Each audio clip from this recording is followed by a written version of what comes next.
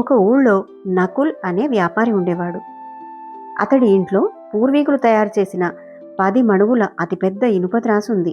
తాను దేశాటన చేసి తిరిగి వచ్చే వరకు తన మిత్రుడైన శెట్టి వద్ద ఈ త్రాసును దాయాలనుకున్నాడు. మిత్రమా, ఇది మా పూర్వీకులు తయారు చేసిన అరుదైన 10 మణుగుల అతిపెద్ద ఇనుప త్రాసు. నేను వ్యాపార నిమిత్తం దేశాటనకు వెళ్తున్నాను. తిరిగి వచ్చిన తర్వాత తీసుకుంటాను. అప్పటి వరకు దీన్ని నీ వద్ద భద్రంగా ఉంచు అని ప్రాధేయపడ్డాడు నకుల్.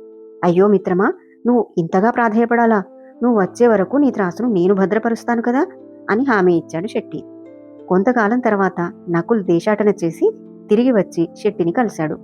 మిత్రమా, నేను నీ వద్ద భద్రపరిచిన త్రాసును ఇస్తే తీసుకుని వెళ్తాను అన్నాడు నకుల్. క్షమించు మిత్రమా, నీ త్రాసును ఎలుకలు తినేశాయి అన్నాడు శెట్టి. 10 మణుగుల ఇనుప త్రాసును ఎలుకలు ఎలా తింటాయి అని మనసులో అనుకున్న నకుల్కు చెప్పలేనంత కోపం వచ్చింది. అయినా సరే కోపాన్ని దిగమింగుడుకొని, ఎలుకలు తింటే నువ్వేం చేస్తావులే మిత్రమా అని వెళ్ళిపోయాడు.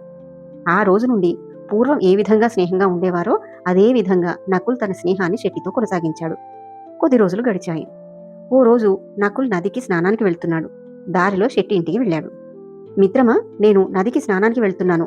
నా దుస్తులు పట్టుకుని రావడానికి నీ కుమారుణ్ణి నాతో పాటు నదికి పంపించవా అని శెట్టిని ప్రాధేయపడుతూ అడిగాడు నకుల్. అందుకు అంగీకరించిన శెట్టి తన 15 ఏళ్ల కుమారుణ్ణి నకుల్తో పాటు నదికి పంపాడు. నకుల్ స్నానం చేసిన పిదప ఒక్కడే ఇంటికి చేరాడు. మిత్రమా, నా కుమారుణ్ణి నీతో పాటు నదికి తీసుకువెళ్ళావు కదా, మళ్ళీ తిరిగి తీసుకురాలేదేమిటి అడిగాడు శెట్టి. క్షమించు మిత్రమా, నది ఒడ్డున కూర్చుని ఉన్న నీ కుమారుణ్ణి ఒక గద్ద వచ్చి తన్నుకుని పోయింది అన్నాడు నకుల్.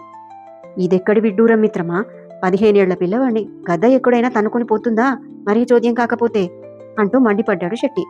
మిత్రులిద్దరి మధ్య తగాదా పెరిగిపోయి చిలికి చిలికి గాలివానైంది. ఇద్దరు న్యాయమూర్తి వద్దకు వెళ్లారు.